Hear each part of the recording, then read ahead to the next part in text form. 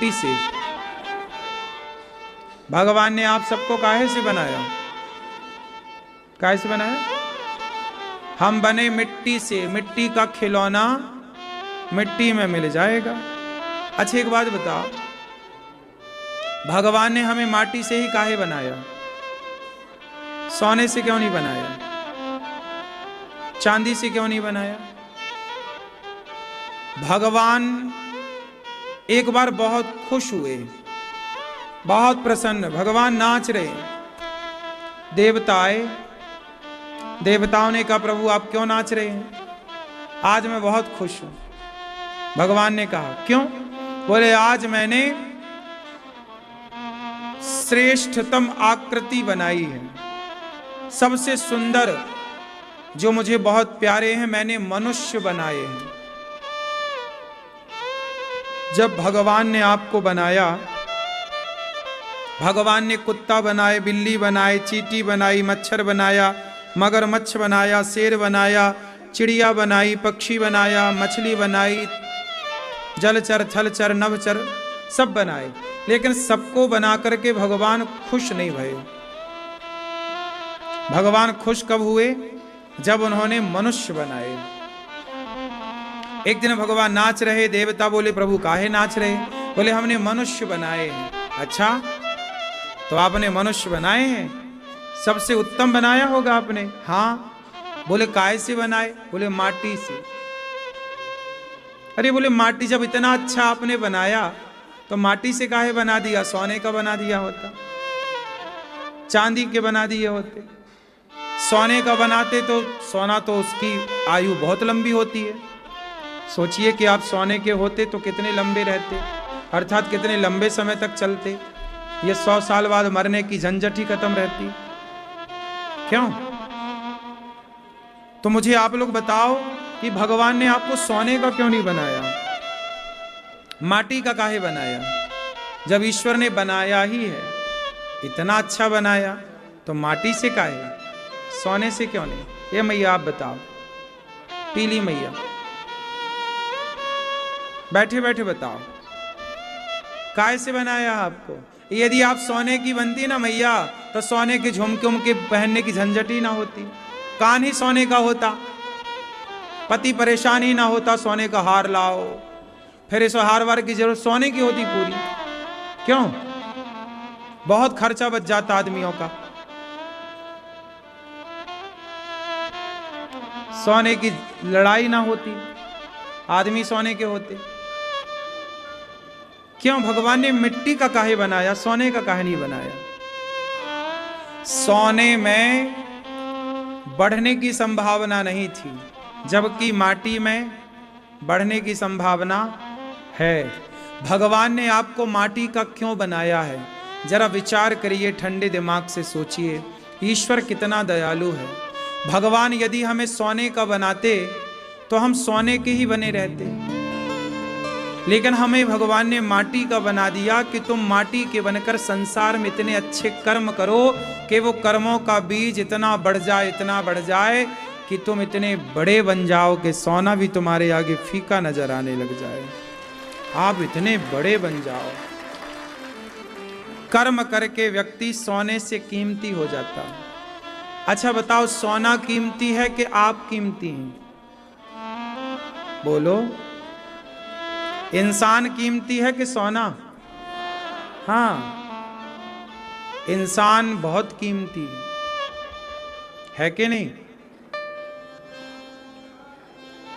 इंसान इतना कीमती है, बहुत पुरानी कोई बात है, बहुत पुरानी कोई घटना है, पूरी तो मुझे भी याद नहीं, आपको याद होगी, लेकिन आप लोग उस जमाने की बात सुनिएगा।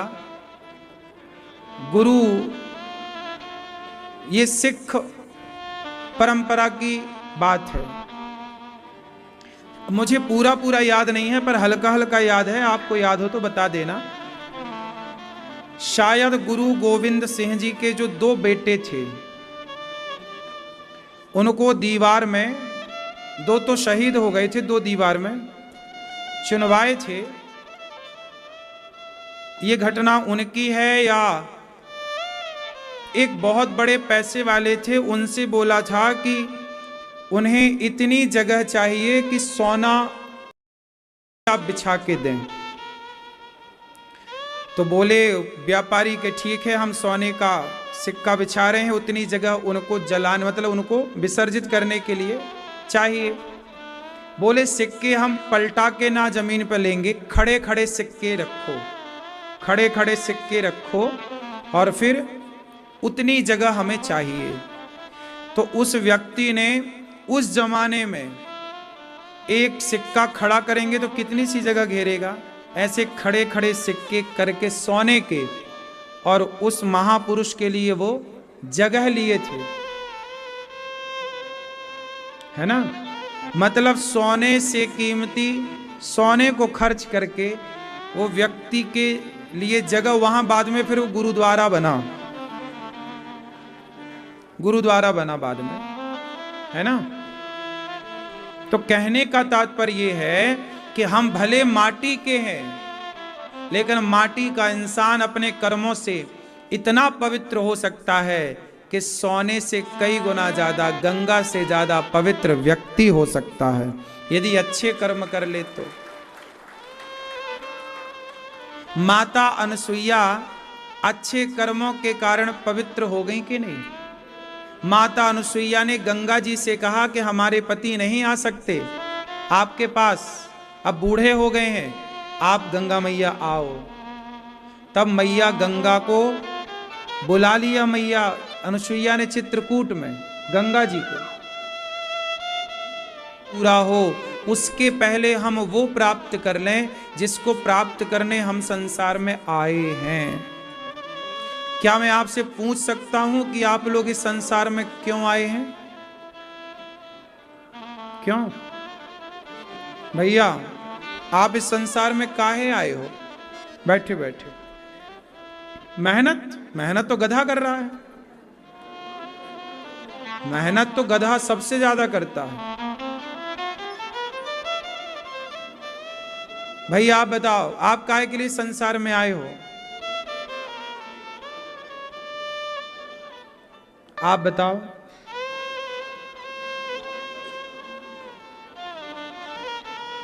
अच्छे कर्म करने, ईश्वर की प्राप्ति करने। आप बताओ, कर रहे हो भजन भगवान का कि केवल बता ही रहे हैं? लोग बता भी देते हैं कि हम भगवान को पाने आए हैं, क्या पाप आए? क्या प्राप्त कर पाए? क्यों टोपी वाले भैया क्यों आए हो संसार में?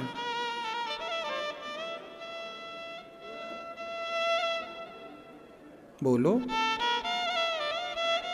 मैया, ओ लाल मैया, क्या बोलती तू? संसार में क्यों आई हो मेरी मां? हैं? भगवान पे कृपा करने? हैं? ठीक है, हम इस संसार में क्यों आए हैं? आने का मूल कारण क्या है? विवाह करने आए हैं क्या? बच्चा पैदा करने आए हैं क्या? हम इस संसार में क्यों आए हैं? क्यों भेजा है हमें भगवान ने? तो सुनो, एक राजा ने अपने 3 मंत्रियों को बुलाया। यहां 3 मंत्री आए। तीनों मंत्रियों को राजा ने एक एक झोला पकड़ाया, तीनों को बिल्कुल बराबर बराबर झोला। जा, ये झोला पकड़ो, और बगीचा है सामने फलों का, जाओ ताजे ताजे ताजे ताजे फल तोड़ करके लाओ। टाइम दिया राजा ने सबको, प्रॉपर टाइम दिया कि 3 घंटे का टाइम है, आपको 3 घंटे में झोला भर के लाना है।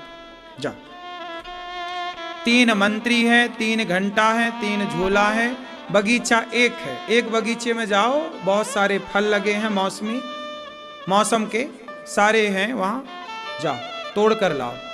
एक मंत्री गया, ईमानदारी से पेड़ पर चढ़ा, ताजे ताजे फल उसने तोड़े, झोला तैयार करने लग गया। दूसरा मंत्री आया, उसने वहां पर देखा कि बढ़िया ठंडी हवा चल रही है, ठंडक है। बोला 3 घंटे हैं, थोड़ा 1 आध घंटे लेट लूं, विश्राम कर लूं। तो पेड़ की छांव में बढ़िया हवा चल रही थी, ठंडक थी। लेटा तो सो गया, और जब सोया तो गहरी नींद में चला गया। तीसरा द्वार पर जो से वहां का माली था, उस बगीचे की देखरेख करने वाला, उससे बात करने लगा। पंचायत, कितना पेड़ लगे हैं यहाँ, कितना फल होता है, कितने का टर्नओवर है, कितना आता है पैसा, कितना, सब जानकारी। वो इतना पंचायत में डूबा कि उसके कब 3 घंटे निकल गए पता ही नहीं लगे। जब वो ऊपर पेड़ में चढ़कर तोड़ने वाला ईमानदार मंत्री जब तोड़कर चला तो देखा कि उसका दूसरा साथी सो रहा है। तो उसी ने जगाया, ए भैया उठ जा, टाइम हो गया। अरे टाइम हो गया, और मैंने तो झोला में कुछ भरा ही नहीं। तुरंत उसने जो नीचे पड़े थे, हवा से गिर गए थे, सड़े पचे जो फल थे, उनको भरा, झोला तैयार। दोनों बाहर निकले तो तीसरा पंचायत कर रहा गेट पे। अरे समय हो गया, देखा नहीं? अरे समय हो गया, पता ही नहीं लगा, हम तो 2 घंटे से 3 घंटे से प्रपंच कर रहे थे। अब वो क्या करे? उसने माटी पत्थर भरे, ऊपर कुछ फल मिल गए होंगे, थोड़ा बहुत भरा, तीनों का झोला तैयार। एक के झोले में ताजे फल हैं, दूसरे के झोले में बासे फल हैं जो बहुत दिन पहले गिरे थे, सड़े हैं, कुछ साफ हैं, कुछ ऐसे। और तीसरे के झोले में तो माटी थी और पत्थर थे नीचे। उसने अब जल्दी जल्दी में पत्थर माटी, समय निकल चुका। तीनों राजा के सामने खड़े भई, महाराज की जय हो। आ गए? चलो बताओ क्या लाए हो? तीनों ने कहा महाराज झोला तैयार है, ताजे ताजे ताजे ताजे फल। राजा ने चौथे मंत्री को बुलाया, बोले इन तीनों को जेल में डाल दो, अलग अलग जेल में डालना, और तीनों को खाने में वही देना जो इन्होंने झोले में भरा है। अब तीनों को जेल में बंद कर दिया। अब जिसने ताजे फल भरे थे उसका तो कुछ नहीं बिगड़ा, सवेरे 2 खाए, शाम 2 खाए, मस्त। दूसरा पत्थर थे, भूखा, तड़प तड़प के मर गया भूख से। दूसरा बीमार पड़ गया और बीमारी से मर गया 10-15 दिन बाद। लेकिन तीसरा बड़ा स्वस्थ है। क्या आप मुझे बता सकते हैं कि वो स्वस्थ है? और वो 2 जो मर गए, एक बीमार बिल्कुल मरने की स्थिति तक पहुंच गया, और ये जो एक मर गया, दूसरा मरने की स्थिति में और तीसरा स्वस्थ है। इन तीनों की स्थिति का जिम्मेदार कौन है, बस ये बताओ। राजा जिम्मेदार है, राजा ने जेल में डाल दिया ना तीनों को। कौन जिम्मेदार है? टोपी वाले भैया बताएंगे कौन जिम्मेदार है? हैं? हैं? कौन जिम्मेदार है? बोलो बेटा, कौन जिम्मेदार है? वो स्वयं। राजा ने तो एक साथ समय दिया था, जाओ फल लेकर आओ। आप ही प्रपंच में उलझ गए, आप ही सो गए। इसलिए कहता हूं, ये कहानी उन मंत्रियों की और राजा की नहीं है, ये कहानी हम सब की है। अब सुनो इसे दूसरे तरीके से। कहानी वही है, एंगल जरा बदल जाएगा। एक राजा ने मंत्री को बगीचे में भेजा। एक राजा मतलब भगवान राजा है, भगवान ने हम सबको भेजा संसार एक। तीसरा क्या कर रहा है? पंचायत। आप लोग भी दिन भर प्रपंच करते हैं, दिन माताएं बहनें 2-2 घंटे चुगली कर लेती हैं, इसकी उसकी उसकी इसकी इसकी, वैसी वैसी, कैसी कैसी, सब हो जाता है। समय का, समय की ऐसी वैसी तैसी सब हो जाती है। सही है? दिन भर आप पंचायत करते हो, दिन भर उसकी बातें उसकी बातें उसकी बातें करते हो। इन्हीं बातों में आपका सारा समय बीत जाता है। दिन भर निंदा, दिन भर चुगली, उसकी बात उसकी बात। आप लोग कहीं बैठकर भगवान की बात नहीं करते, उसकी बात करते हैं जिससे आपका कोई लेना और देना नहीं है। पड़ोसन की बात, पड़ोसी की बात, परिवार की बात, क्या पाओगे इससे? बात करो तो भगवान की बात कर लो, अच्छी बात कर लो। ना तो अच्छी बात हुई, भगवान की बात हुई। इसी काम को करते करते आपका टाइम बीत गया, और जब बीत गया तो वापस आपको परमात्मा के सामने खड़ा होना पड़ता है। और भगवान बोलते हैं कि मैंने तुझे भेजा था क्या करने? इस संसार में अच्छे अच्छे कर्म करने। जाओ अच्छे कर्म करो। बेटा चुप रहो, शांत रहो। क्या करने के लिए भेजा भगवान ने? अच्छे कर्म करने। ऐसा कर्म करो, ऐसा कर्म करो कि आपके उस कर्म से, जैसे मीराबाई ने ऐसे कर्म किए कि कर्म से परमात्मा प्राप्त हो गए। हम अच्छे कर्म करते हैं, नेकी सच्चाई अच्छाई के राह पर चलते हैं, तो हमें अच्छे कर्मों के बल पर केवल धन धान्य नहीं, भगवान भी मिल जाते हैं। उस परमात्मा की खोज में हम आए हैं, उस ईश्वर को पाने आए हैं कर्मों के द्वारा। भगवान भी मिलेंगे तो कर्म से ही मिलेंगे, फ्री में तो भगवान भी नहीं मिलते। भगवान के लिए भी क्या कर्म करना पड़ेगा? भक्ति करना पड़ेगा, नाम जप करना पड़ेगा, ध्यान लगाना पड़ेगा, सत्संग करना पड़ेगा। तो आपको ये सब कार्य करना पड़ेगा, तब जाकर के भगवान की प्राप्ति होगी। बात समझ में आई? तो एक राजा ने 3 मंत्रियों को भेजा। वो मंत्री सब हम सब हैं, इस संसार में आके अच्छे कर्म करते हैं। अब आप डिसाइड करो कि आपको अच्छे कर्म करना है। जो करोगे बाद में आपको मिलेगा क्या? वही जो आपने उन मंत्रियों को खाने में क्या मिला? बेटा, ओ छोरा छोरी, बेटा चुप रहो लाला। उनको खाने में क्या मिला? जो उन्होंने भरा था, समेटा था। हम लोग अब देखो, इस संसार में कोई अमीर है, कोई गरीब है, कोई हंसता है, कोई रोता है, सब एक से क्यों नहीं? जब ईश्वर ने दुनिया बनाई तो सबको एक सा बनाना था ना। सब अमीर होते, सब सुखी होते, फिर कोई गरीब क्यों है, कोई रोता क्यों है, कोई परेशान क्यों है, कोई भूखा क्यों है, कोई अपाहिज क्यों है, कोई लंगड़ा क्यों है, कोई बहरा क्यों है, कोई काना क्यों है, कोई घिसट क्यों रहा है? सबको ईश्वर ने बनाया तो सबको एक सा बनाते ना। अलग अलग क्यों बनाया? इससे सिद्ध हो गया कि परमात्मा ने तो सबको एक ही बगीचे में भेजा था, ईश्वर ने तो सबको एक ही संसार में भेजा था। लेकिन अच्छे कर्म करके कोई अच्छा बन गया और बुरे कर्म करके कोई बुरा बन गया। ईश्वर ने किसी को बुरा नहीं बनाया, ईश्वर ने किसी को अच्छा नहीं बनाया। भगवान ना तो अच्छा बनाते ना तो बुरा बनाते। भगवान तो सबका अच्छा फल, जब कर्मों का ही फल मिलना है, अच्छा या बुरा, तो भक्ति क्यों करें भगवान की? उत्तर दो। फल तो भगवान देंगे, लेकिन अच्छा करोगे तो अच्छा देंगे। भगवान तो फल बदल नहीं सकते। हमने अच्छा किया है तो भगवान को तो अच्छा ही देना पड़ेगा ना।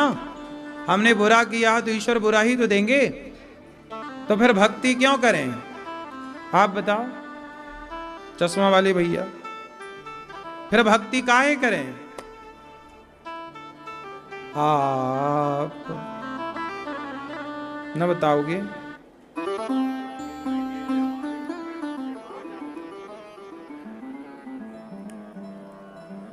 नहीं, अच्छे भाव तो होंगे ही। सही है, ठीक कह रहे हो, ये भैया बताएंगे। हमारे ईश्वर को पाने के लिए भी कर्म ही करते रहे, कर्म करते रहे, मिल जाएंगे। कर्म से तो मिलेंगे, बिना कर्म के तो ये भी नहीं मिलते। भक्ति काहे करें, भगवान की शरण में काहे जाएं? सवाल ये है। जब कर्मों का फल ही हमें भोगना है, अच्छा और बुरा, तो हम भक्ति क्यों करते हैं? आप भक्ति करते हैं लेकिन आपको पता ही नहीं कि भक्ति क्यों करते हैं। मैया बताओ, भक्ति करती हो मेरी मां? काहे करती हो? भक्ति क्यों करते हैं लोग? जो करते हैं पूछो क्यों करते हो? आप बताओ मैया। हैं? ठीक है, पाने के लिए भगवान को भक्ति करते हैं, ठीक है। पाके क्या करोगी? रावण भी तो पा गया था राम को।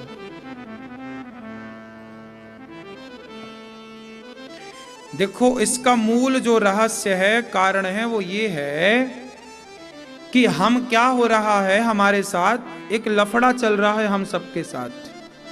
हमारे साथ क्या चल रहा है?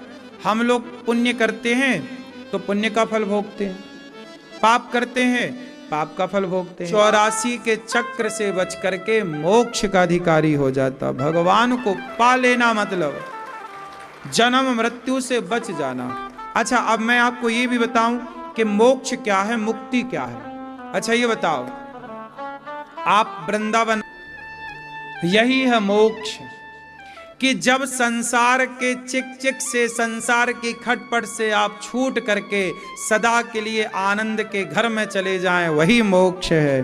जैसे वृंदावन, इसको भी एक सामान्य रूप, उदाहरण के रूप में आप मोक्ष मान लीजिए। ये आप घर से आ गए वृंदावन, तो क्या हो गया? 7 दिन के लिए आए, मतलब 7 दिन के लिए मोक्ष है आपका। मुक्ति, परिवार से मुक्ति, घर के काम धाम से मुक्ति, घर की चिक चिक से मुक्ति। हाँ, 7 दिन के लिए आए तो 7 दिन के लिए मुक्ति।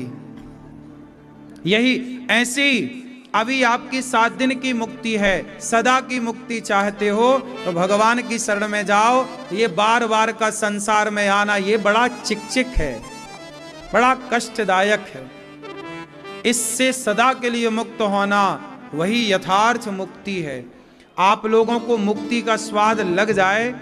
मुक्ति क्या है? अच्छा, मुक्ति का मतलब ये नहीं कि हम दोबारा ना आए, नहीं, बार बार आए, लेकिन क्या बनकर आए? देखो,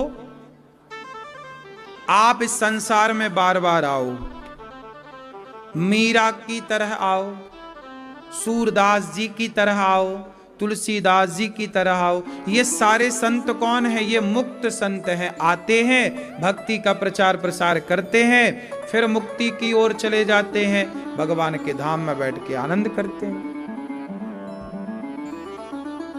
जितनी बड़ी ये पृथ्वी है, इससे कई गुना बड़ा भगवान का एक धाम है। उस धाम में भगवान के तमाम भक्त रहते हैं, मुक्ति वाले। भगवान वहीं से सप्लाई करते रहते हैं, जाओ काम करके आओ, फिर वहीं चले जाओ। तो वो मुक्ति है। एक तो वो पिसा जा रहा है, जन्म मृत्यु, और एक वो है जो अलग है उससे। तो अलग होना चाहते हैं तो एक ईश्वर की शरण में जाएं। इसलिए जो भगवान के आश्रित होता है, नमे भक्त्या प्रणश्यति, भगवान कहते हैं जो किसकी? सत्य की कि झूठ की? सही बताओ, आप सच्ची बोलती हो कि झूठ बोलती हो? हैं? सच बोलती हो? कितने बच्चे हैं आपके? एक। आपके बच्चा है? एक ही है? आपका ही है ना? अरे आपका कहाँ है? बाहर रहता है, फॉरेन है। पति कहाँ है? आपके ही हैं?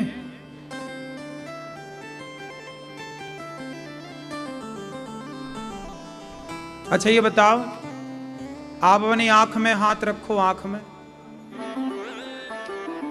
उस जगह हाथ रखो, शरीर के उस अंग में हाथ रखो जिस अंग को आप कह सको कि ये मेरा है। रखो। अब वो शरीर का कौन सा हिस्सा है जो आपका, जो कह सको कि ये मेरा है? कोई भी नहीं है, कोई भी नहीं है। आंख यदि आपकी थी तो अंधी क्यों हो गई? बुढ़ापे में कम दिखने लगता, कमर आपकी थी तो दर्द क्यों आ गया, पांव आपके थे तो बुढ़ापे में दर्द क्यों हो गया। कुल मिला के निष्कर्ष निकला कि शरीर भी अपना नहीं है। जब शरीर भी अपना नहीं है और ये मैया कह रही है कि आंख मेरी है और ये पति मेरा और बच्चा मेरा है, अब बताओ जब शरीर भी मेरा नहीं है तो पति और बच्चा मेरा हो सकता है? उत्तर दो जोर से। नहीं हो सकता। हो सकता है? तो अभी तो आप कह रही थी कि मेरा बेटा मेरा पति, तो यह झूठ हुआ कि नहीं? बोलो। अभी आप झूठ बोल रही थी कि सच बोल रही थी? जब शरीर ही आपका नहीं है तो बेटा और पत्नी और पति हमारे कैसे हो सकते हैं? तो फिर आपने अभी बोला कि ये पति है हमारा और बेटा हमारा है, तो ये बात झूठ थी कि नहीं? बोलो मैया। क्यों भैया, झूठ बोलना पाप है? नदी किनारे सांप है?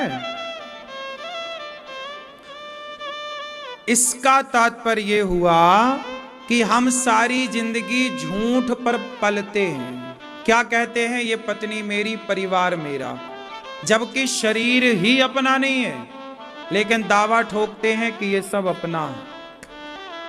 इससे बड़ा कोई झूठ हो सकता है? तो हम दिन भर क्या बोलते हैं? आप कहते हो ये बेटा मेरा है, ये भी एक झूठ है, नहीं है? बोलो। सच्चाई क्या है? कि ये सब कुछ भगवान का है। नाथ सकल संपदा तुम्हारी, इसलिए सत्य क्या है? भगवान। झूठ क्या है? संसार। हम सब झूठे हैं, भगवान सच्चे हैं, इसलिए सत्य ईश्वर को भजो। ये संसार झूठा है, आप भी तो झूठी बोल रहे हो कि ये मेरा, ये मेरा, ये मेरा, है ना मैया?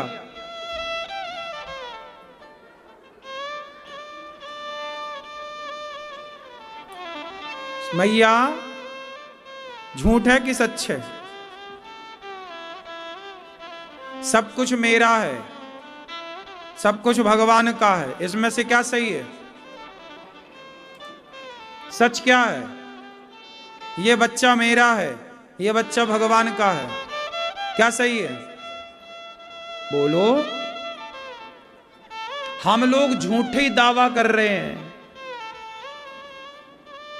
ये जमीन जो है ना, ये स्क्वायर फीट की हम लोगों ने रजिस्ट्री करा ली, वैनामा करा लिया, और हम लोगों को लगा कि अब हम इसके मालिक बन गए। भूस्वामी कौन है? पृथ्वी का पति कौन है? बोलो। यथार्थ में पृथ्वी का पति कौन है? भूस्वामी कौन है? बोलो भाई। जब पृथ्वी को हिरण्याक्ष ने पाताल में छिपा दिया, समुद्र में छिपा दिया, तो पृथ्वी की स्थापना किसने की? 12 भगवान ने। 12 भगवान ने आकर के हिरण्याक्ष को मारा, अपने दांतों में पृथ्वी को रखा और पृथ्वी की स्थापना की। मतलब पृथ्वी के पति कौन है? बोलो। भगवान। प्रकर के प्रभु आपका है, आपका दिया प्रसाद है, हम तो आपकी जगह पर रह रहे हैं। अब ये वृंदावन बिहारी जी का है, हम तो बिहारी जी की गोद में रह रहे हैं। ये कोई हमारा थोड़ी है, ये तो बिहारी जी का है, और हम वृंदावन में मतलब बिहारी जी की शरण में हैं। हम कहें नहीं ये वृंदावन में ये जगह हमारी नहीं, सब कुछ पूरी वृंदावन की जगह बिहारी जी की है, और हम तो उनकी जगह में रह रहे हैं। किराएदार हैं हम कौन हैं? किराएदार। तो समय से किराया दो। जो घर आपका है ना, आप उस घर के मालिक हो कि भगवान मालिक हैं? बोलो। जिस घर में आप रहते हो उस घर को ये भाव रखो कि ये भगवान का घर है, हम भगवान के किराएदार हैं। हम क्या हैं? भगवान के। और किराया चुकाओ।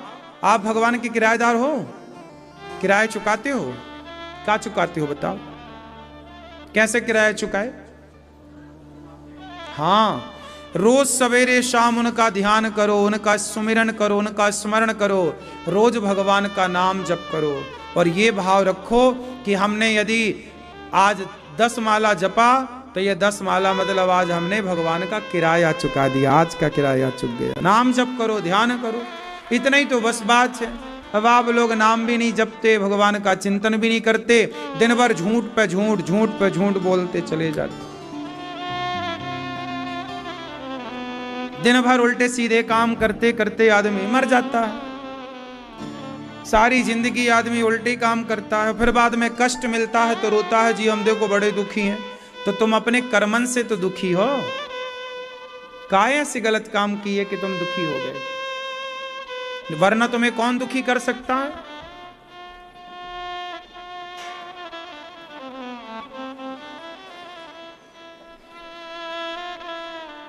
भगवान सच्चिदानंद स्वरूप हैं, भगवान आनंद के सागर हैं। संसार में हमें सुख मिलता है, पत्नी आपको क्या देती है? सुख। पति आपको क्या देता है? सुख। बच्चे आपको क्या देते हैं? सुख। दुकान मकान पैसा क्या देता है आपको? सुख। सब में आपको सुख मिलता है, लेकिन जहां से सुख मिलता है वहीं से दुख भी मिलता है। लेकिन भगवान की शरण में जाओगे तो भगवान सुख ना देंगे, सुख जहां मिलेगा वहां से दुख भी मिलेगा, पर भगवान की शरण में जाओगे तो आनंद मिलेगा। इसलिए सच्चिदानंद भगवान क्या देते हैं? आनंद। और आनंद का उल्टा कुछ नहीं होता, सुख का उल्टा क्या होता है? दुख। जहां से सुख मिला है वहां से दुख भी मिलेगा, क्योंकि प्रकृति है ना, जो आपको हंसाता है वही आपको रुलाता है, ये नेचर है। पत्नी जब तक रहेगी सुख देगी, चली गई तो पुरुष रोता है कि अब चली गई बुढ़ापे में, सुख मिला था तो दुख भी मिलेगा। बेटा छोड़ के चला जाए तो दुख भी मिलता है, ये नेचुरल है, प्रकृति है। ये संसार से आपको सुख मिलता है, शरीर आपका क्या देता है? आपको सुख। जवानी है बड़ा सुख देता है, पर यही शरीर जब बुढ़ापे में जाएगा तो आपको दुखी करेगा, बुढ़ापे में कष्ट देगा, कहीं इस कमर में दर्द, कहीं हाथ में दर्द, कहीं घुटनों में दर्द, कहीं, हाँ या ना? इसलिए संसार में सुख से दुख, दुख से सुख, लेकिन भगवान आपको सुख दुख से परे है। जो भगवान की शरण में है वो परम आनंद में है। ऐसे आनंद के सागर परमात्मा को हम नमस्कार करते हैं, तो सब प्रकार का हमें आनंद देने वाले हैं। यम प्रव्रजन्त मनुपेत मपेत कृत्यम द्वैपायनो विरह कातरया जुहाव पुत्रेति तन्मयतया तर्वोऽभिनेदुस् तम सर्वभूत हृदयं मुनिमानतोऽस्मि। सुखदेव भगवान का प्राकट्य हुआ। जन्म लेते ही सुखदेव भगवान सन्यास लेने चल पड़े। पिताजी रोके, रुक जाओ पुत्रेति तन्मयतया, हे पुत्र रुक जाओ। क्यों बेटा, थोड़ा संसार का सुख ले लो। सुखदेव भगवान बोले हमें कोई सुख ना चाहिए, हम जा रहे हैं। सुखदेव भगवान जन्म लेते ही सन्यास लेने के लिए चल पड़े। सन्यास, हमारे आश्रम कितने होते हैं? 4। ये मैया सो गई क्या?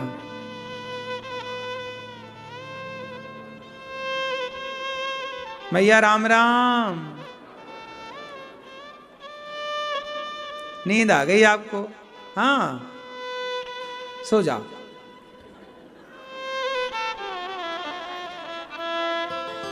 चलो, विवाह हो जाए तो पत्नी और पति में मन लगाओ और गृहस्थी में रहो। बेटा बेटी हो जाए तो बेटा बेटी का विवाह करो, और बेटी बेटा का विवाह करके फिर वानप्रस्थ की ओर, वानप्रस्थ मतलब भ्रमण, थोड़ा भ्रमण करो पति पत्नी। आजकल ना लोग शादी के तुरंत बाद भ्रमण कर लेते हैं दुनिया, हनीमून मनाने गए, और बुढ़ापे में फिर बेटा बहू की लाते जूते खाते घर में ही रहते हैं। जब निकलना चाहिए तब निकलते नहीं है, और जब निकलना नहीं है तब निकल रहे हैं। अब तुम्हारे बेटे बड़े हो गए हैं, बहुएं आ गई हैं, अब तुम निकलो, जाओ तीर्थों में रहो, भ्रमण करो, वानप्रस्थ, कुछ समय बाहर बिताओ, तीर्थों में बिताओ, बेटा बहू को जिम्मेदारी दो, कमाओ बेटा, खाओ, कंधे मजबूत होंगे बच्चों के, समय से बाप काम छोड़ देगा, समय से बच्चे पकड़ लेंगे तो समय से जिम्मेदार हो जाएंगे। एक बात बताएं, कंधे मजबूत कब होते हैं? जब समय सिर में जिम्मेदारी आती है। आज के छोरा छोरी बिगड़ काहे रहे हैं? आज के लड़के काहे बिगड़ रहे हैं? क्योंकि समय से माँ बाप ने जिम्मेदारी नहीं दी। खुद बाप कहता है कि अरे मैं तो खुद कमाता हूं, मैं तो खुद करता हूं, खुद बाप ही सब काम कर रहा, दुकान वही चलाएगा, दुकान साग सब्जी वही लाएगा, सब शॉपिंग वही करेगा। अरे बच्चों को पता ही नहीं है कि आलू का भाव क्या चल रहा है, नमक का भाव क्या चल रहा है, आटे का भाव क्या चल रहा है, क्यों दाल का भाव क्या चल रहा है। अरे बच्चे को पता ही नहीं है तो बच्चे कीमत कहां करेंगे वो आलू और दाल की और रोटी की। पहले के लोग बड़े समझदार थे। बच्चों का विवाह होता उसके पहले ही बच्चों के कंधे पे जिम्मेदारी देते, ले बेटा अब ये घर गृहस्थी तुम्हें चलाना है, नमक रोटी की भरपाई तुम करो, जाओ कमाओ। आजकल का बच्चा पढ़ के आता है, बेटा तुम आराम करो, हम कमा रहे, हम कर रहे हैं। बच्चे बैठते नहीं है काम में, पिता के संग हाथ बटाते नहीं है। धीरे धीरे वो बच्चे मोबाइल के द्वारा गलत राह पर चले जाते हैं। वो सोचते हैं हम पापा को खूब पैसा देंगे, ऑनलाइन गेम खेलने लग जाता पैसे वाला। पता चला 5 लाख हार गया, 5 लाख हार गया। अब कमाया तो 1 रुपया नहीं और 5 लाख हार गया, है ना। पिताजी से कहा पापा वो देखो हम 5 लाख हार गए। पापा बोले कोई बात नहीं, ये ले 5। अरे उसको बोला हमारा बाप तो बढ़िया धन्ना सेठ है, उसने फिर खेला, बोले अब जीत के दूंगा, 5 फिर हार गया। ऐसे ही में औलाद बिगड़ जाती है। सुनो, ये जो गेम खेल के आजकल के छोरा छोरी पैसा पाके धन्ना सेठ बनना चाहते हैं ना, ऑनलाइन गेम होता, क्या बोलते इसको, गेम होता ना। आजकल लोग ये जुआ है, सिंपल भाषा में, ये पुराने भाषा में क्या चाहिए, एक प्रकार का जुआ है, ऑनलाइन जुआ कह सकते हैं आप। जुआ खेल के आज तक कोई धन्ना सेठ बना हो तो नाम बताओ। ये जो जुआ खिलाने वाले मोबाइल पे कंपनियां बैठी हैं, ये अपना नुकसान थोड़ी करेंगी, ये तो आपको लत लगा के आपसे बर्बाद लूटना चाहती हैं और आप इसके शिकार बन जाते हैं। इसलिए कोई जुआ खेल के पैसे वाला बनता तो फिर आदमी काम क्यों करता, सब जुआ खेलते। आओ हम सब फिर जुआ ही खेलें, मेहनत क्यों करें। इसलिए हम सबको चाहिए कि हम अपने काम में मन लगाएं और काम करते हुए ईमानदारी से, बस में नहीं। भागवत सुनने का अधिकारी कौन, भागवत कौन सुन सकता है, किसे सुनना चाहिए भागवत। भागवत सुनने के अधिकारी सारे लोग नहीं होते। भागवत वही सुन सकता है जिसके अंदर भगवान के प्रति प्रेम हो। आजकल प्रेम तो होता नहीं है, भगवान के चरणों में प्रीति होती नहीं, कैसे काम बने। आज समाज में प्रेम की बड़ी कमी है, प्रेम नहीं है। माता शबरी जैसा प्रेम हो तो राम के मिलने में देर थोड़ी लगती है। प्रहलाद जैसा प्रेम हो, मीरा जैसा प्रेम हो तो मिलने में देर थोड़ी लगती है। अच्छा एक बात बताओ, भगवान में कमी है कि हम में कमी है, बोलो। भगवान के आने में देर है कि हमारे बुलाने में देर है, क्यों मैया। आप बताओ। किसमें देर है? कमी कहां है मेरी मां? हम में कमी है, भगवान में कोई कमी नहीं।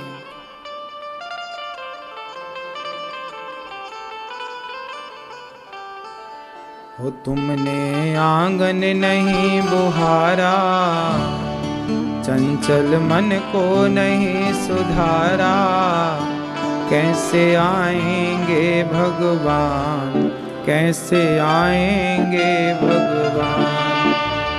भगवान तो आने को तैयार हैं, आ जाते हैं राम, कोई बुला कर देख ले। राम नाम अति मीठा है, कोई गा कर देख ले। राम नाम अति मीठा है, कोई गा कर देख ले। आ जाते हैं राम, कोई बुला कर देख ले। आ जाते हैं राम, कोई बुला कर देख ले। तो कोई बुलाने वाला हो तो भगवान आए, अब कोई बुलाते नहीं तो भगवान आते नहीं। एक बार देवराज इंद्र ने कहा कि हम कथा सुने। सुखदेव भगवान बोले आप प्रेमी बनकर आते तो सुनाते, पर आप कथा के अधिकारी तो हो नहीं। कथा का अधिकारी ना मानकर कथा नहीं सुनाई। सुखदेव भगवान ने इंद्र को, इंद्र ने तराजू बांधी, एक पलड़े पर भागवत जी को रखा, दूसरे पलड़े पर स्वर्ग के सुखों को रखकर तौला तो भागवत जी का पलड़ा भारी था। भागवत जी की बराबरी कोई नहीं कर सकता। जान होती है, यही समुद्र के वो मोती हैं जिससे इंसानों को पहचान होती है। शब्दों में बड़ी जान होती है मेरी माँ। क्या होती है? शब्दों में जान होती है। शब्दों में ऐसी जान होती है कि वो जान किसी की जान ले भी ले और किसी में जान डाल भी दे। हैं? शब्दों में बड़ी जान है। अब देख लो ना, शब्दों का जादू। कैकई ने मंथरा के शब्दों को सुन लिया,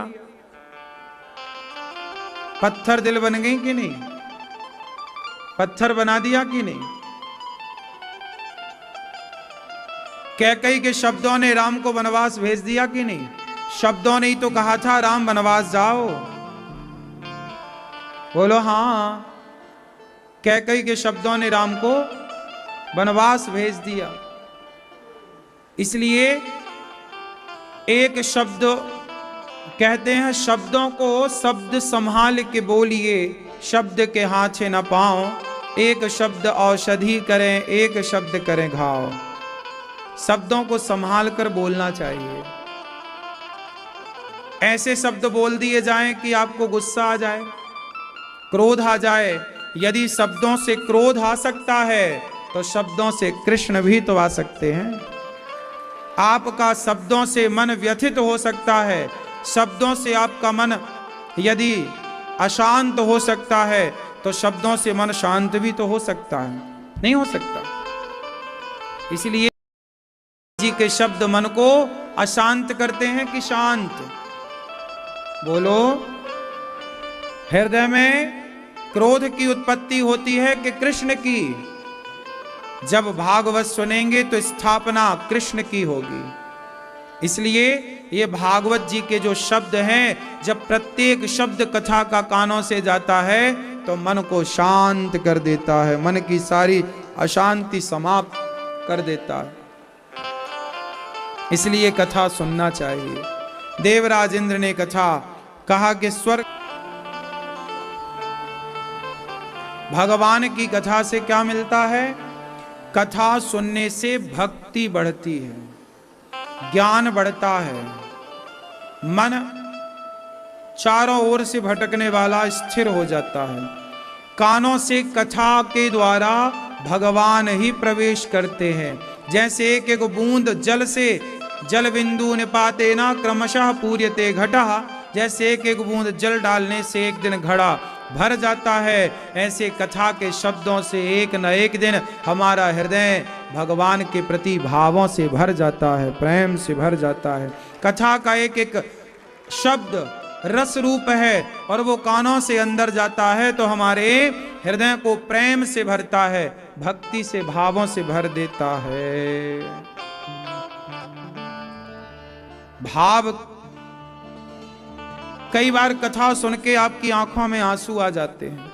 कथा का इतना प्रभाव है कि आंखों को गीला कर देता है। जब कथा से आंसू आ सकते हैं, जब आंखें गीली हो सकती हैं, तो हृदय भी तो हमारा भगवान से भर सकता है।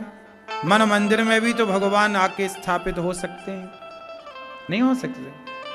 जो होगा कथा से ही होगा। इसलिए सत्संग करना ही चाहिए प्रत्येक प्राणी को।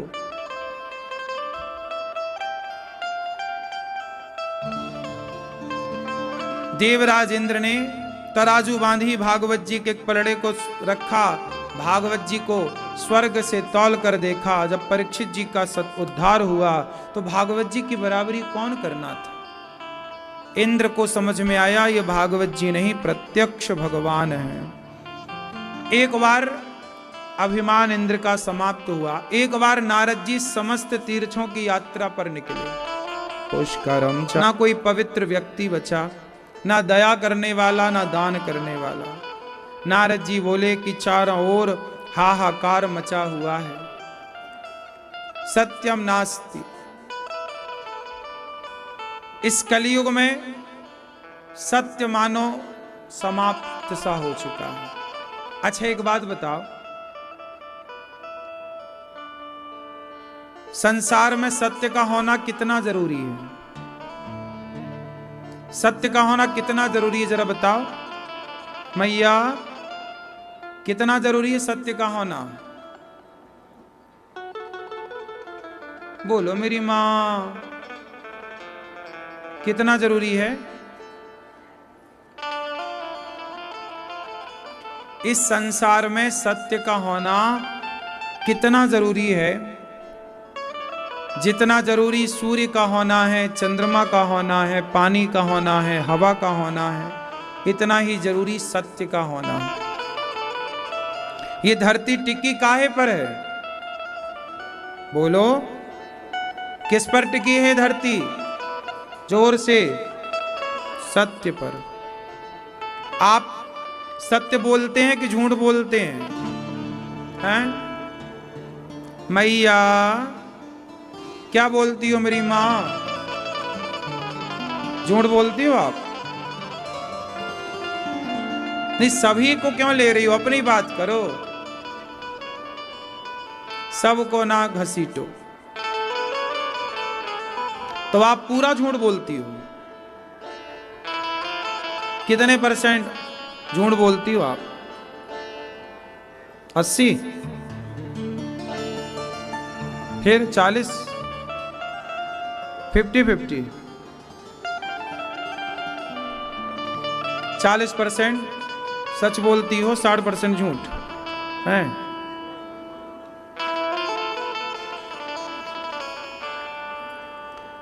झूठ बोलना पाप है, नदी किनारे सांप है, ये नहीं सुना? पता है? आजकल का आदमी नहीं डर रहा किसी से, सब पता है, बोलेंगे झूठ।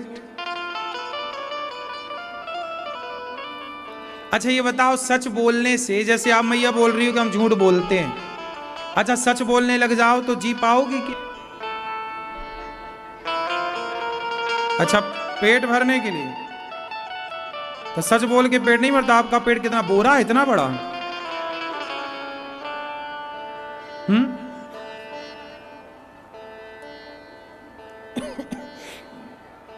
अच्छा आपके यहां दूध वाला आता है तो आधा पानी आधा दूध लाता है कि पूरा पूरा दूध लाता है?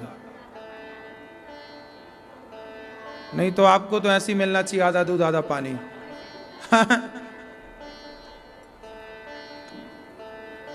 ऐसा है कि आज लोगों ने मेंटेलिटी ये बना ली है, मानसिकता ये बना ली है कि अब हम सच बोलेंगे तो हमारा गुजारा नहीं होगा। जरा विचार करो कि कौरवों ने झूठ बोल करके पांडवों की संपत्ति हड़प ली। कौरवों ने झूठ बोल करके द्रौपदी को भरी सभा में निर्वस्त्र करना चाहा। कौरवों ने भरी सभा में द्रौपदी का अपमान झूठ के बल पर किया। जुआ झूठ के बल पर हुआ। पांडवों का धन झूठ के बल पर हड़पा गया। लेकिन उस झूठ का परिणाम क्या हुआ? सर्वनाश हुआ। झूठ बोलने से वर्तमान में ऐसा लगता है कि काम बन गया, लेकिन उसका जो परिणाम आएगा बाद में, वो सर्वनाश की तरफ ले जाएगा। इसलिए कहता हूं, झूठ बोल के 56 भोग खाने से अच्छा है सच बोल करके नमक रोटी खाई जाए।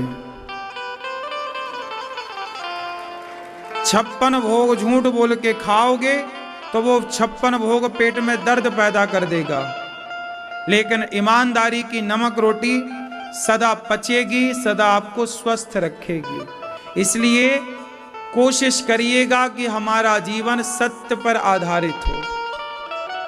झूठ कपट से हम बचें। और जो ये मानसिकता बनाते हैं ना कि नहीं जी चल ही नहीं सकता झूठ के बिना गुजारा, संसार में आज भी ऐसे लोग हैं जो सच के मार्ग पर चलते हैं और सच की रोटियां खाते हैं। पर जिसकी आदत हो गई झूठ का खाने की, उसे ऐसा लगता है कि नहीं जी अब ईमानदारी से कमाओ, ईमानदारी से चलो, किसी को छलो मत, किसी को ठगो मत, किसी को बेवजह परेशान ना करो। आज हम परेशान क्यों होते हैं? दूसरों को परेशान जो करता है वो स्वयं परेशान होता, जो दूसरों को परेशान नहीं करता वो खुद भी परेशान नहीं होता। अच्छा एक बात बताओ, भगवान जो है वो साथ किसका देते हैं, झूठ का कि सच का? और आप यदि झूठ के साथ हो तो भगवान आपका कभी साथ देंगे? फिर इसलिए भगवान आपके साथ हों, इसके लिए आपको सच के साथ होना चाहिए। अच्छा ये बताओ, आपके पति को जो पसंद है खाने में वो आप बनाती हो कि नहीं? बच्चों को जो पसंद है बनाती हो कि नहीं? यदि बच्चों की पसंद का आप ख्याल रखती हो मां, पति की पसंद का ख्याल रखते हो आप, पत्नी की पसंद का ख्याल रखते हो आप, जब सबकी पसंद का ख्याल रखते हो तो भगवान की पसंद का ख्याल रखो ना। ईश्वर की पसंद क्या है बताओ? ईश्वर की पसंद क्या है, सच या झूठ? ईश्वर की पसंद क्या है? सच। और आपकी पसंद क्या है? ईश्वर की पसंद है सच और आपकी पसंद है झूठ। तो बताओ फिर भगवान से हमारा संबंध कैसे जुड़ेगा? दोनों के विचार अलग हो गए ना भाई। आपकी विचारधारा कहती है कि झूठ बोले बिना गुजारा नहीं होगा, और भगवान की विचारधारा कहती है कि मैं उसके संग हूं जो सत्य के साथ। तो ईश्वर और आप दोनों की विचारधारा अपोजिट हो गई, अलग अलग हो, उल्टा हो गई। आप अलग, ईश्वर अलग। इसलिए अपने को सरेंडर कर दो। सुदामा गरीब थे माना की, पर गुजारा हुआ, सत्य के राह पर चले, आज तक लोग जानते हैं। इसलिए मेरी मां, भगवान के साथ रहना है तो सत्य के साथ रहना। मैं सत्य के साथ इसलिए चलता हूं, मुझे रोटी नहीं मिले तो नहीं मिले, सत्य के राह पर चलूंगा तो मरूंगा, इससे ज्यादा क्या होगा।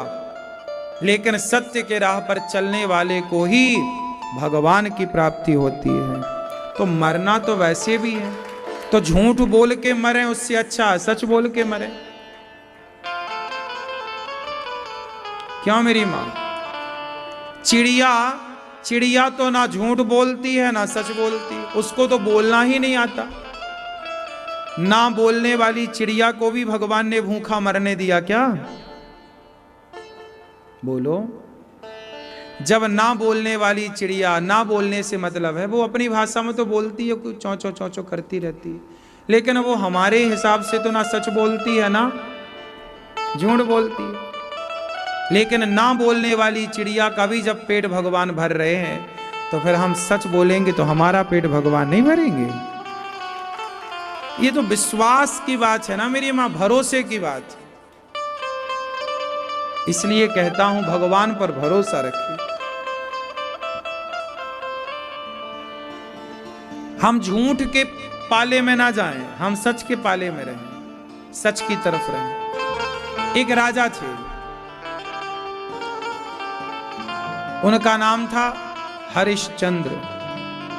क्या नाम था? राजा हरिश्चंद्र। उन्हें क्यों जानते हैं जरा बताओ? क्योंकि वो झूठ बोलते थे, क्योंकि वो परम सत्यवादी। एक राजा थे हरिश्चंद्र, उनका नाम था। उनकी पत्नी का नाम क्या था मैया? नहीं पता? अच्छे लोगों के बारे में जानती नहीं हो। बेटे का नाम, पत्नी का नाम था तारा, पुत्र का नाम था रोहित। सत्य के लिए उन्होंने कितनी कठिन परीक्षा दी।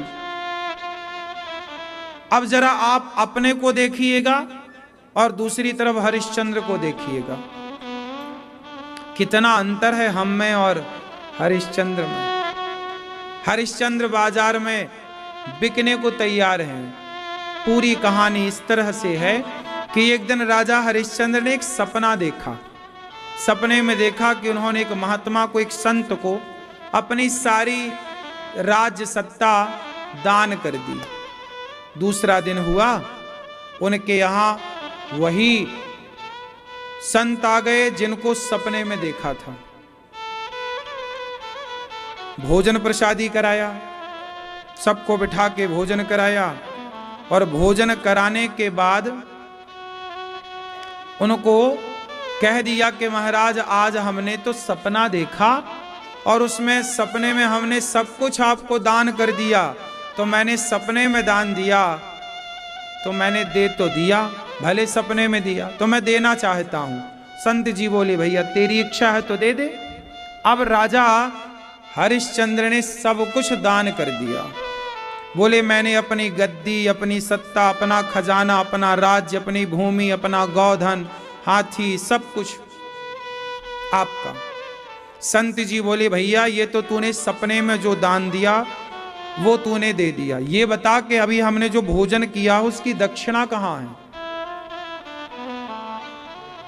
भाई तुम भोजन कराओगे हमें तो दक्षिणा भोजन के बाद होती है। राजा बोले मैंने तो आपको सब दे दिया। अरे वो तो आपने सपने में जो देखा था उसके अकॉर्डिंग दिया, हमने तो प्रत्यक्ष भोजन किया, उसकी दक्षिणा दो। हरिश्चंद्र बोले अब दक्षिणा, अब मैंने जब सब खजाने दे दिए तब दक्षिणा कहां से लाऊं और कहां बची? ब्राह्मण संत क्रोधित हो गए, बोले नहीं हम इतने सारे साधु आए तेरे द्वार पे, तूने भोजन कराया, दक्षिणा तो दी नहीं, दक्षिणा लाओ वरना हम तुम्हें श्राप देंगे। अब हरिश्चंद्र घबराए, महाराज मुझे 1 महीने का समय दो। अब साधु बोले कि देखो हम राजा बन गए, सुनो 1 महीने तुम क्या करोगे? बोले काम करके पैसा कमाएंगे। संत बोले हमारे राज्य में काम मत करना, चलो यहां से।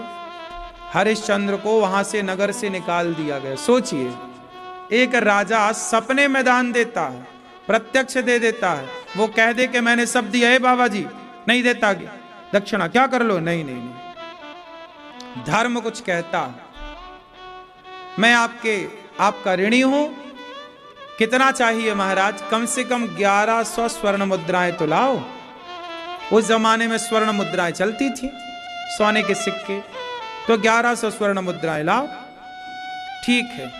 राजा हरिश्चंद्र राजसी कपड़े उतार कर तारा, बेटा रोहित नगर से निकल गए। सारी प्रजा देख करके रो रही है, महाराज हमारा इतना अच्छा राजा कहां जा रहा है। बोले क्या करें, हमने सपने में सब दान किया है, सो हमें लगा जब सपने में किया तो करना ही चाहिए। राजा हरिश्चंद्र काशी आए। काशी में काम मांग रहे हैं सबसे, भैया थोड़ा हमें काम दे दो, हमें 1100 स्वर्ण मुद्राओं की जरूरत है। काम तो मिलता था लेकिन एक महीने में इतना पैसा वो जोड़ ना पाते। अब तीनों हरिश्चंद्र ने कहा कि अब गंगा जी में हम डूब करके मर जाएंगे, क्योंकि अब महीना पूरा होने को आया, केवल एक दिन शेष बचा। अब राजा बोले कि श्राप मिले उससे अच्छा मर जाओ। तारा ने पति के मन को भांप लिया और पति से कहा, क्या आप गंगा जी में डूबने का सोच रहे हैं? ना प्राणनाथ, मैं आपकी अर्धांगिनी हूं, मैं आपके कार्य जितना आ सकती हूं आऊंगी।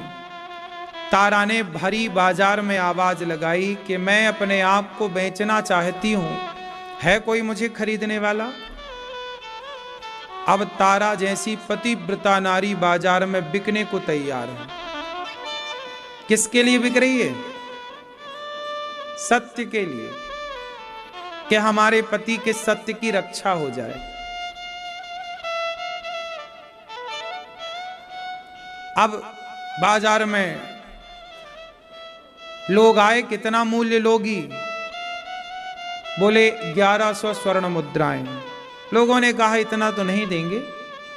एक पंडित जी आए, बोले मेरी पंडितानी बीमार पड़ी है, काम धाम उससे होता नहीं है, तुम हमारे घर का झाड़ू पोंछा कर दोगी, पूजा की तैयारी कर दोगी और थोड़ा भोजन प्रसादी बना दोगी? ठीक है, बना दूंगी महाराज, 500 स्वर्ण मुद्राएं दूंगा। ठीक है, 500 स्वर्ण मुद्राएं लेकर के अपने पति, लोग खा पी के मर जाते हैं दूसरों का धन, समझते नहीं है कि ईश्वर की अदालत में 1 रुपए का लेन देन किसी का शेष नहीं बचता, भगवान चुकवा लेते हैं।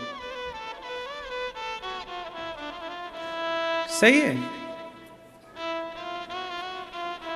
पत्नी बिक गई तारा, पुत्र बिक गया रोहित।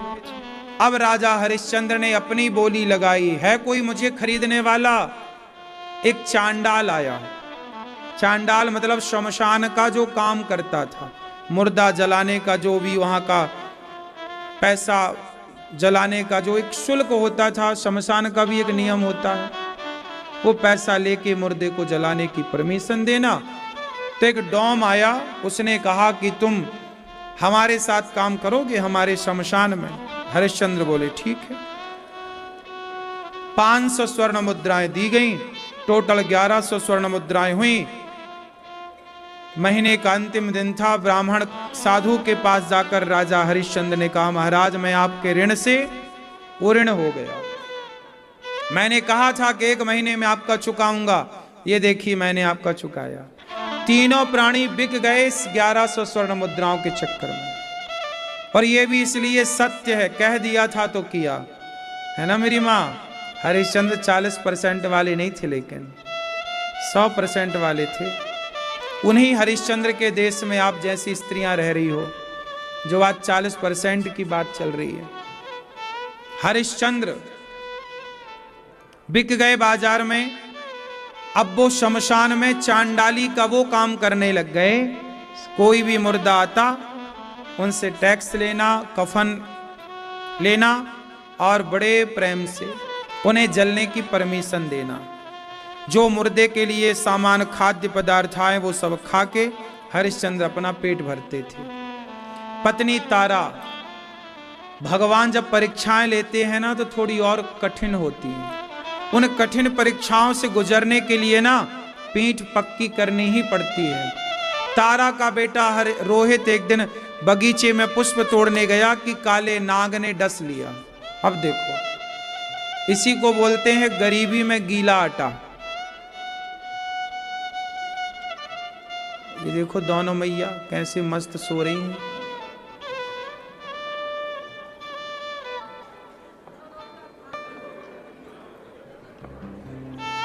मैया कान में उंगली और घुसा रही है, देखो कथा ना चली जाए कान में।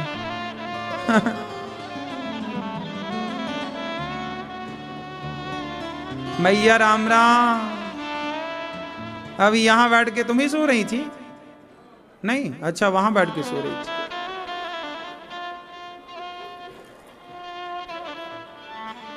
सो लो मेरी माँ। नहीं, लोरी सुनाऊं?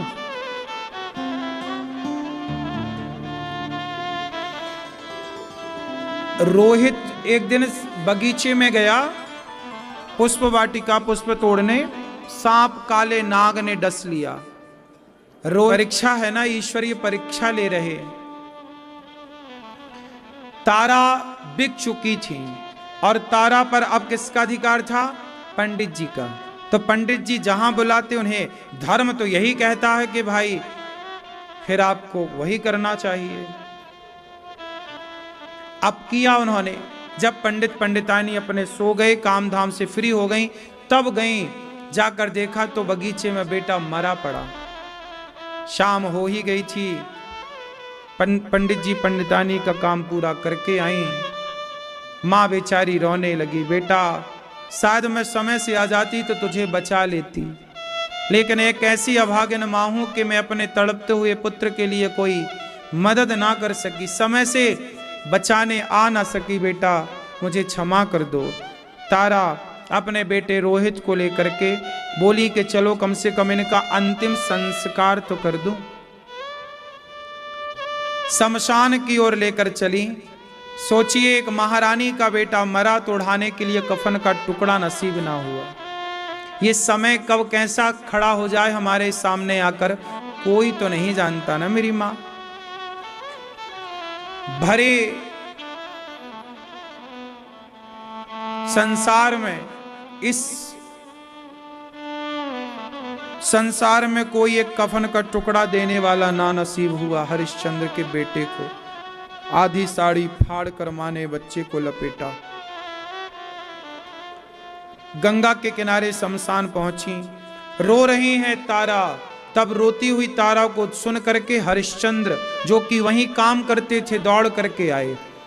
अच्छा रात का समय था, दोनों ने एक दूसरे को पहचाना नहीं।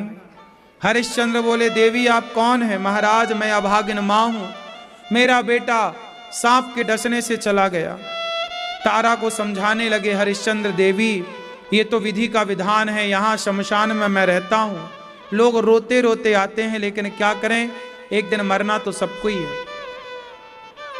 तारा बोली, महाराज मुझे दुख इस बात का नहीं कि बेटा चल बसा, दुख इस बात का है कि कभी इसके पिता मिलेंगे, पूछेंगे कि मेरा बेटा रोहित कहाँ है, मैं क्या जवाब दूंगी। जब ये बात सुना,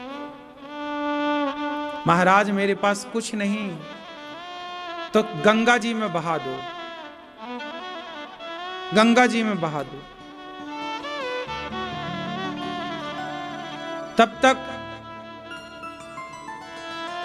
तब तक पंडित जी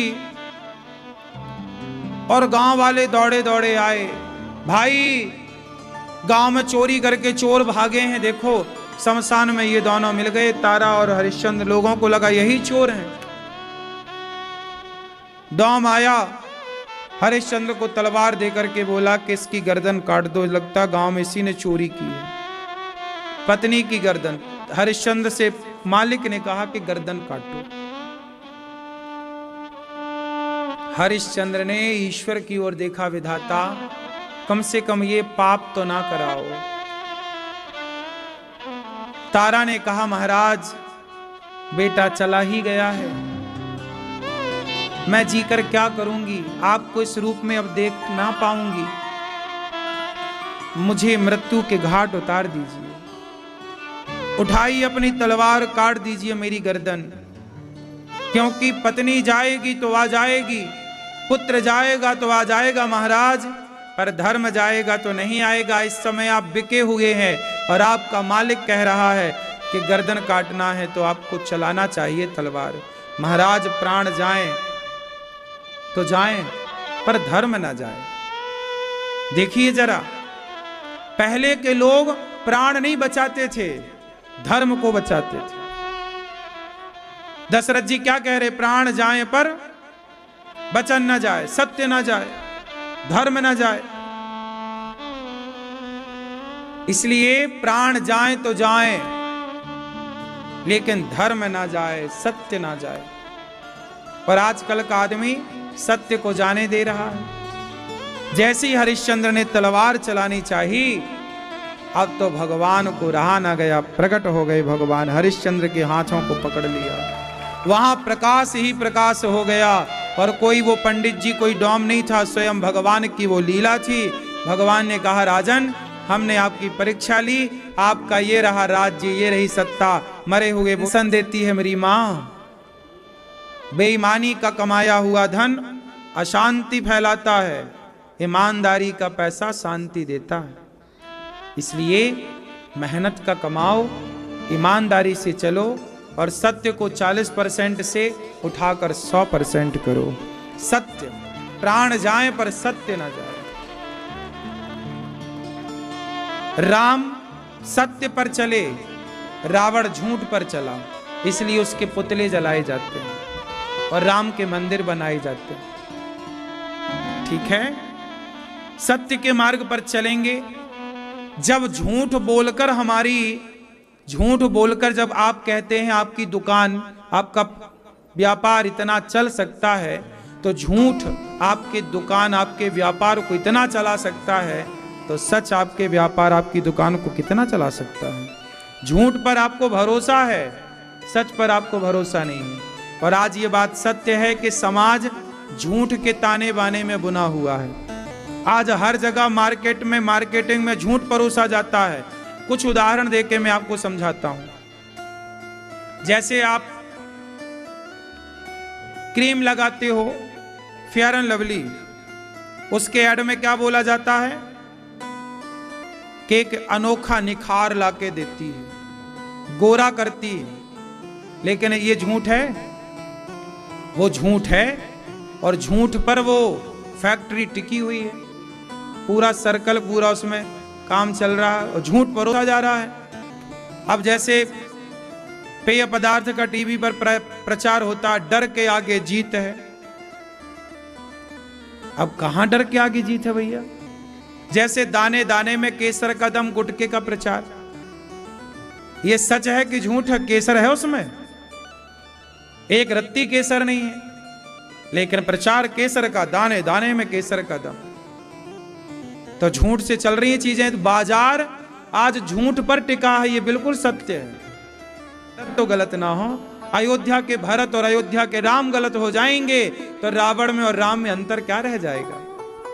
रावण गलत था, इसका मतलब ये तो नहीं कि राम भी बोले जी तू गलत है मैं भी गलत। आप लोग क्या कहते हो, अरे अमेरिका के लोग मांस खाते हैं, वहां के लोग गलत हैं तो हम भी करें? नहीं, वो गलत है तो रहे आए, वो झूठ बोल रहे हैं, बोले, हम क्यों बोले?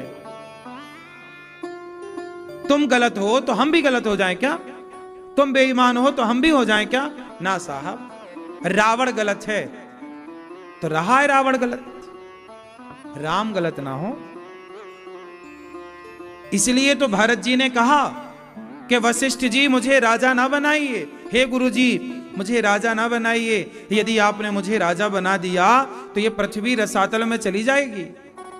गुरु वशिष्ठ जी ने कहा, भरत इस देश में बड़े बड़े राजा, पापी राजा हिरण्याक्ष, हिरण्यकश्यपु जैसे राजा इस धरती पे आए गए, उनके पाप से तो पृथ्वी रसातल में ना गई। क्या तुम जैसे, भैया भरत, तुम जैसे लोगों के बल पर पृथ्वी रसातल में चली जाएगी? भरत जी ने कहा, गुरुदेव ये धरती रावण से, हिरण्याक्ष से, हिरण्यकश्यपु से उम्मीद नहीं करती धर्म की और सत्य की। ये धरती भरत जैसे लोगों से उम्मीद करती है धर्म की और सत्य की। और हम जैसे लोग ही यदि गलत करेंगे तो फिर सत्य अच्छा कौन करेगा?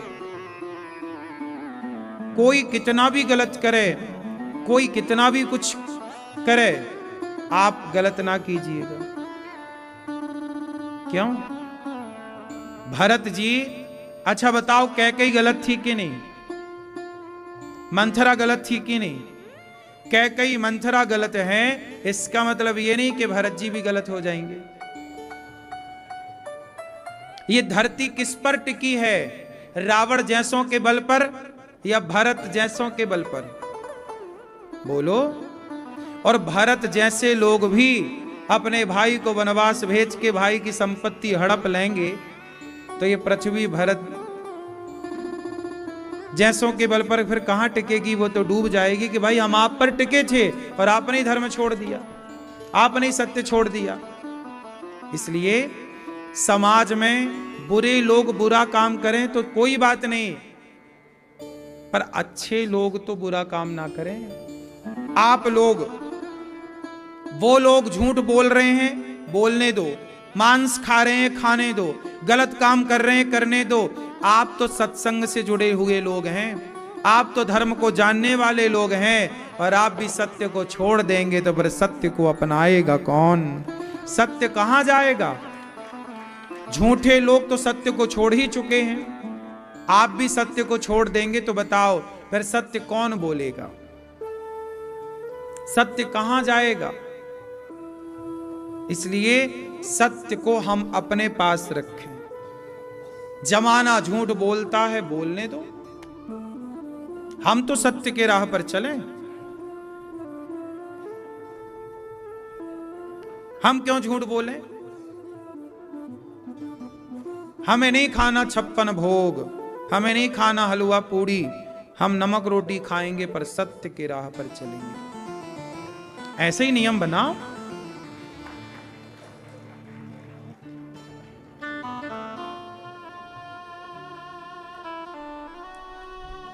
आज देखिए गौरी गोपाल आश्रम में इतनी सारी सेवाएं हो रही हैं।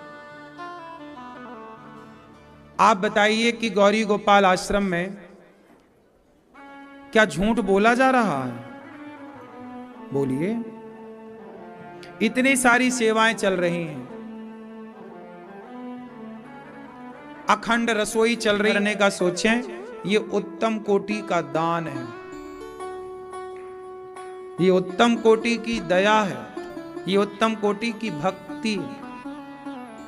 इसलिए आप लोगों से मेरी प्रार्थना है कि आपका पेट भरा हो तब आप दान करें, तब आप किसी का पेट भरें, ये कोई बड़ी बात नहीं। लेकिन आपका पेट खाली हो, आपके पेट में भूख हो और वो थाली आप किसी और को खिलाएं, ये बड़ी बात है। इसलिए आपसे हमारी सनातन संस्कृति में यही परंपरा रही है कि हम भोजन करें उसके पहले हम किसी को भोजन कराते हैं, खाने के पहले किसी को खिलाते हैं। ऐसे राजाओं का ये देश है। समाज को सीख लेना चाहिए कि परोपकार, दया कैसी हो। आज लोग दया भूल गए हैं, आज दया करने वाले लोग बड़े कम बचे हैं। लोग निर्दयी, आजकल लोग दूसरों की थाली का हड़प लेते हैं। देने की तो छोड़ दो, लेकिन जो दूसरों को देने की सोचता है, जो दूसरों को देता है, भगवान उसे भरपूर देते हैं। इसलिए देने का भाव रखना चाहिए, देते रहना चाहिए कि हमारे द्वारा किसी को मिल जाए, यही सबसे उत्तम है। अब भक्ति महारानी को नारद जी ने कहा कि भागवत सुनते हैं, वेद वेदांत का उद्घोष किया, लेकिन सनकादियों ने कहा भक्ति ज्ञान वैराग्य को भागवत सुनवाओ। और भक्ति ज्ञान वैराग्य को जब भागवत देवर्षि नारद जी ने सुनवाई, हरिद्वार की पावन धरा में भक्ति नाचने लग गई, ताता थैया करके, महाराज मेरी बड़ी कृपा हो गई भगवान की कि आपके कथा के बल पर देखो मेरा सारा दुख दूर हो गया। भागवत सुनकर के भक्ति महारानी का सारा दुख दूर हो गया। ऐसी महिमा भागवत जी की। फिर क्या हुआ? नारद जी ने सवाल किया सनकादियों से, महाराज कोई पापी व्यक्ति भागवत सुन के तर जाए तो आश्चर्य नहीं, कोई पुण्यात्मा भागवत सुन के तर जाए तो आश्चर्य नहीं। जिसने जीवन भर पाप किया है, क्या पापी से पापी व्यक्ति भागवत सुन के तरेगा? बोले हाँ। ये मान वह पाप कृतस्तु सर्वदा सदा दुराचार रता विमार्ग गाहा क्रोधाग्निदग्धः कुटिलाश्च कामिनः सप्ताह यज्ञेन कलौ पुनन्ति ते। कितना भी बड़ा पापी क्यों ना हो, भागवत सुन के तर जाएगा। कोई तरा? हाँ, एक पंडित जी थे, आत्मदेव उनका नाम था, पत्नी का नाम था धुंधली देवी। उनकी कोई संतान नहीं थी। बड़े परेशान रहा करते थे कि एक बेटा हो जाए, बेटा हो जाए। बेटे की चाह में देखो लोग परेशान रहते तो हैं, बेटे के लिए रोते, परेशान रहते, तड़पते हैं, लेकिन समाज को आज तक ये नहीं पता लगा कि बेटे हो भी जाएं तो करोगे क्या। जननी जने तो भक्त जने, बेटा लायक होए तब तो होए, वरना जनसंख्या ही बढ़ाने से क्या होगा। आज बड़ी विडंबना है कि बेटा नहीं हुआ आत्मदेव जी का तो रोने लग गए कि बेटा नहीं। आज समाज में बेटा नहीं होता जिनका, वो रोते हैं कि हमारे बेटा नहीं है, बेटा नहीं है। अच्छा एक बात बताओ, जितनी जरूरत आज लोगों को बेटे की है, उतनी जरूरत क्या भगवान की है? बोलो। आजकल ब्याह के 4 साल तक बच्चा ना हो तो लोग रोते हैं, अरे बेटा नहीं हो रहा है, बेटा नहीं हो रहा है, बेटा बच्चा नहीं हो रहा। सारे लोग रोते हैं, बेटा नहीं हो रहा महाराज, बेटा नहीं हो रहा भगवान, बेटा नहीं हो रहा बेटा। 4 साल तक बच्चा ना होए तो लोग मरते हैं रो रो के, लेकिन सारी जिंदगी में मन भगवान में ऐसे नहीं लगा। बेटा नहीं मिला इसके लिए सब रोए, भगवान नहीं मिले इसके लिए कौन रोया। आए थे भगवान को ही पाने, पर बेटे को पाने में उलझ गए, बेटा तो मिला नहीं।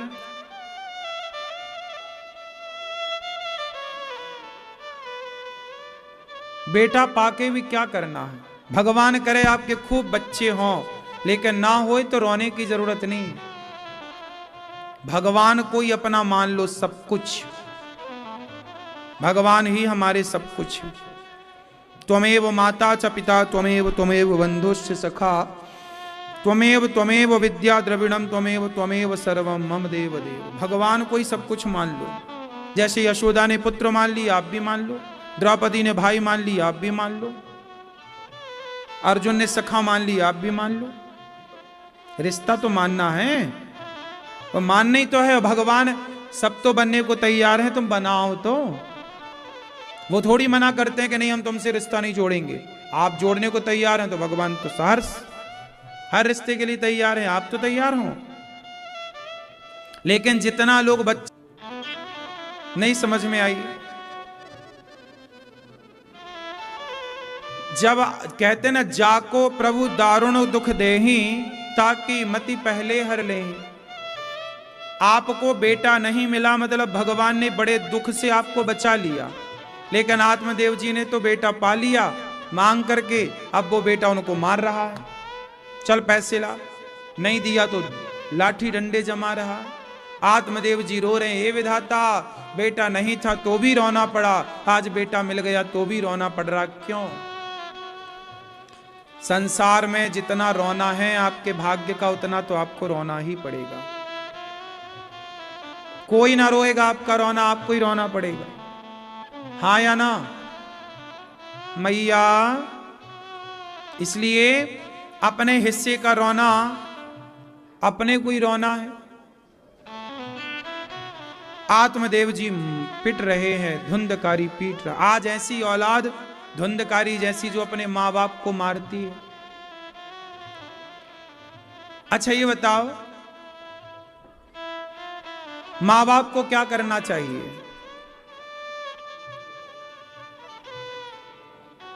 क्या करना चाहिए बताओ? मां बाप को चाहिए कि आप अपने बच्चों को बचपन से कम इतने संस्कार तो दे दें कि वो बुढ़ापे में आपको गिलास भर पानी दें, सम्मान से 2 रोटी देते रहें। आपने अपने बच्चों को संस्कार दिया नहीं, योग्य बनाया नहीं। कई बार माँ बाप तो बनाना भी चाहते हैं योग्य। कौन माँ बाप ऐसे होंगे जो अपने बच्चों को संस्कार ना देना चाहते होंगे? लेकिन कई बार आपकी व्यस्तता, आपकी लापरवाही से आपके बच्चे बिगड़ जाते हैं। इसलिए मेरी प्रार्थना है कि अपने बच्चों में इतना तो ध्यान दे दो कि बुढ़ापे में वो आपका सहारा बने रहें, आपको वृद्धाश्रम ना भेजें, वरना सारा किया धरा बेकार है।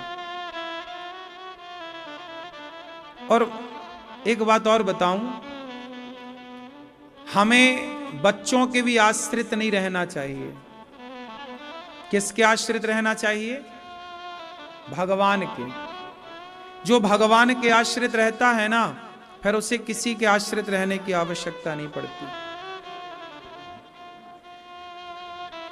इसलिए आप लोगों से एक प्रार्थना करूं कि भगवान के आश्रित तो रहिए, लेकिन अपने बच्चों को अच्छे संस्कार दीजिए। ऐसा ना हो कि बेटा बहू आपको घर से निकाल डाले और आपको दर दर की टकता है, तो आपको भी ईश्वर ने हाथ दिए हैं, उन हाथों से भी तो समाज की सेवा हो सकती है। इसलिए मेरी आपसे प्रार्थना है कि अपने बच्चों को ऐसा बनाओ कि वो किसी के काम आए। है ना मेरी मां? आने चाहिए कि नहीं आने चाहिए?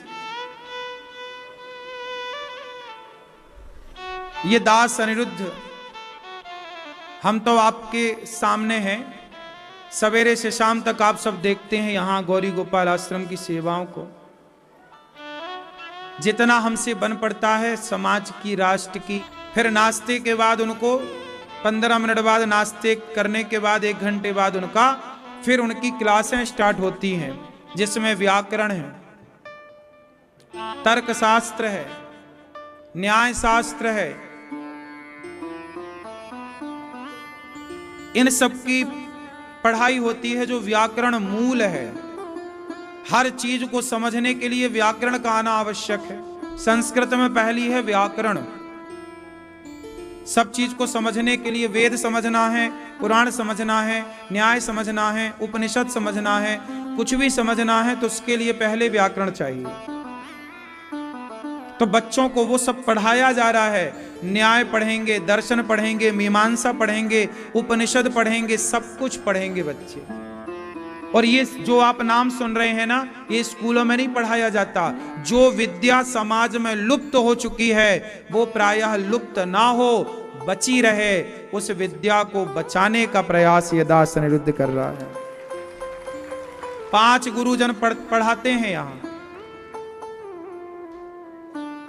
लाखों रुपए की केवल गुरुजनों की फीस है, जो देनी ही देनी है महीने की, लाखों रुपए से ज्यादा।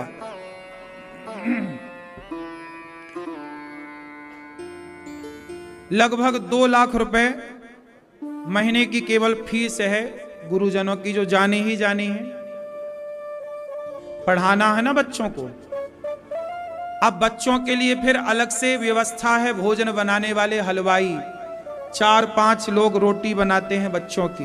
भोजन बनाने वाले तो चाहिए ना। अब 5 लोगों की वो टीम है, उनका बच्चों का फिर 150 बच्चे हैं, 150 बच्चों की रोटी बनना, 150 बच्चों के लिए दाल चावल साग सब्जी सब बनना।